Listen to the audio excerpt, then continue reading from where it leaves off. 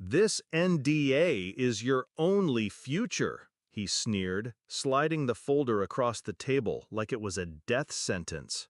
His voice was soaked in arrogance, the kind that comes from years of winning by intimidation. I didn't touch the papers, didn't flinch. I simply stood, smoothed my jacket, and walked out. What he didn't realize, what none of them realized, was that by forcing me out, they had already planted the seeds of their collapse.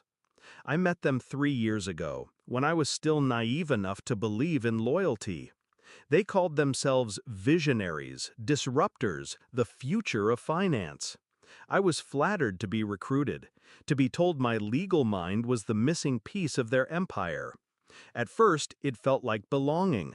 Late nights in glass-walled offices, the city lights burning beneath us, promises whispered over takeout containers, and tired laughter. They said I was family. They said I was indispensable. But family doesn't hand you an NDA like a leash and call it your future. The signs were there long before that boardroom standoff. The way they started locking me out of meetings I once led. The subtle edits to contracts I never drafted. The whispers that stopped when I walked into the room. Then came the discovery. The email forwarded to me by mistake. A thread where the executives mocked me, dismissed my warnings, and outlined how they'd strip my stock options before forcing me out. That was the day the scales fell from my eyes. They didn't see me as family. They saw me as a liability, a threat to their unchecked greed. So I smiled. I played my role. I signed nothing. And I started planning. I knew their weakness, arrogance. They built their empire on shaky foundations, convinced no one could ever bring them down. But I had built their compliance framework, drafted their policies, carved the fine print they didn't bother to read. They thought that NDA would silence me. But I was the one who wrote the first draft of their NDAs. I knew every loophole, every blind spot. Clause 10 was my dagger. Confidentiality obligations do not extend to information already made public by any source not bound by this agreement. All I had to do was wait. The waiting ended on a cold Tuesday morning. I woke to the news alert. Massive data breach at company name, customer records exposed. I poured my coffee, almost serene. It wasn't my hand that released their skeletons into the world, but I knew exactly what those files contained. I knew how regulators would react, and I knew the only person who could possibly navigate the fallout, for them, was me. By noon, my phone lit up with calls. The general counsel, the same man who once shoved that NDA across the table, was begging for my help. I let the calls go unanswered, until his email arrived. "We need your expertise. Please call me immediately." I responded with nothing more than a screenshot. Clause 10, highlighted. My insurance policy. My revenge. His reply came minutes later, a calendar invite, title, Urgent Fiscal Containment. When I joined the call, his face was gray. He had aged years in days. "We'll pay you double," he said, "triple. Just help us contain this."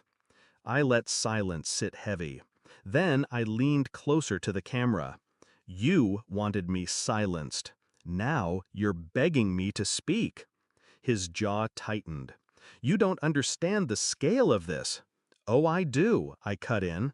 "I understand it better than you ever could. I warned you about weak encryption protocols. I warned you about sloppy vendor contracts. You ignored me.